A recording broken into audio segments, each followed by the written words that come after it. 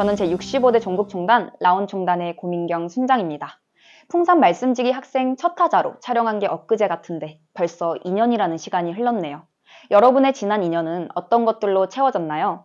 저와 여러분의 지난 2년이 하나님의 말씀으로 채워진 풍성한 삶이었길 소망해 봅니다.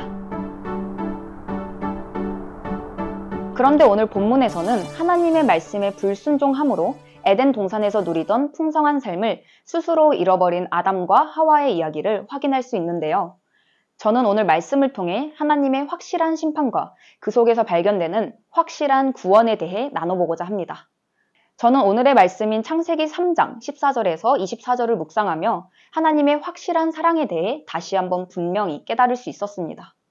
오늘 본문은 하나님의 명령에 불순종하여 선악과를 먹은 아담과 하와, 그리고 그들을 유혹한 뱀에 대한 하나님의 심판을 다루고 있습니다. 어쩌면 열매를 따먹은 행위는 너무나 작은 불순종으로 보이기도 합니다. 때문에 영원하고 풍성한 삶을 살 수 있는 에덴 동산에서의 내쫓김은 너무나 가혹한 형벌처럼 느껴지는 분도 계실 것 같습니다. 그러나 그들이 선악과를 먹은 것은 단순히 금지된 열매를 맛본 것에 그치는 행위가 아닙니다. 하나님만을 의지하는 피조물로서의 위치를 거부하고 자유를 갖겠다는 선언과도 같기 때문입니다. 그들은 선의 경계선이신 하나님 너머의 것을 택했습니다. 이로 인해 그들은 악을 맛보게 되었고 죄를 지니게 되었습니다.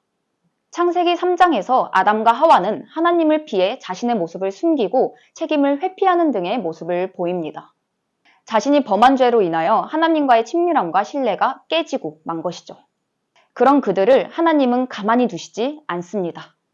너가 어디 있느냐며 숨은 그들을 찾으시고 그들의 죄에 대한 합당한 심판을 내리십니다. 놀라운 것은 그 심판 속에 하나님의 구원이 함께 약속되어 있다는 것입니다. 창세기 3장 15절 말씀에는 원시복음이라고도 불리는 최초의 복음이 담겨 있습니다.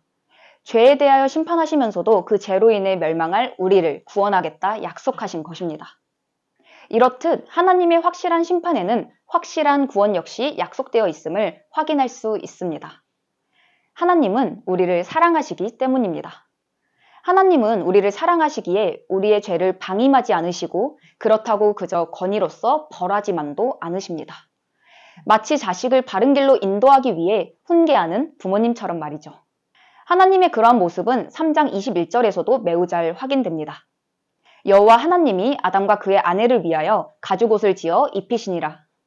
같은 장 11절에서 누가 내게 벗었음을 알렸느냐 책망하시면서도 손수 가죽옷을 지어 그들의 부끄러움을 덮어주시는 주님의 모습은 한숨 쉬며 등짝을 때리면서도 챙겨줄 건 또 다 챙겨주시는 어머니의 모습을 연상케 합니다.